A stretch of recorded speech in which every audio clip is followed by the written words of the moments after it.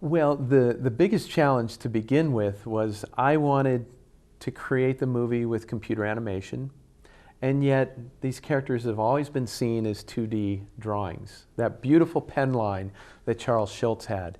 And so how could I take what I love about his drawing and what I think we can create in the world with computer animation and put those together? And that was the biggest challenge in the first year, developing the look and the style and the movement technique for Charlie Brown. It was also the most exciting for us and for our animation team because it was different than anything else we've ever done. And I'll say it was probably technically the most challenging movie I've ever worked on to make something that looks so simple. Well, I think there's something that in terms of lighting and in the texture of the world, it makes you believe that that world really exists. It invites an audience into that place. And for those 80 minutes, you believe that that world really exists.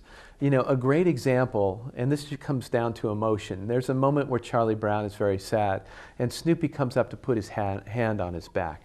And there's something with computer animation, with the lighting, as his hand comes up to his back, you see a shadow begin to cast. You feel the anticipation of the touch. And then when he puts his hand on there, there's a little cushion.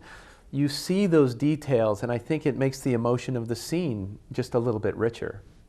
The great thing is that the way that Charles Schulz created these characters and the stories that he told were not about a particular time period. He was reflecting the universal human condition, I believe. Those feelings that we all have inside but we don't often express, like, do people like me? Will I ever succeed? Will I achieve my dreams? And we watch with Charlie Brown as he tries and he fails in big ways, and we laugh because the comic strip was always funny. And when we laugh at him, we kind of laugh at ourselves because we can see ourselves in Charlie Brown, in all of the characters. And I think that's what made the job easy in creating a movie today for a new audience, because those ideas are still relevant.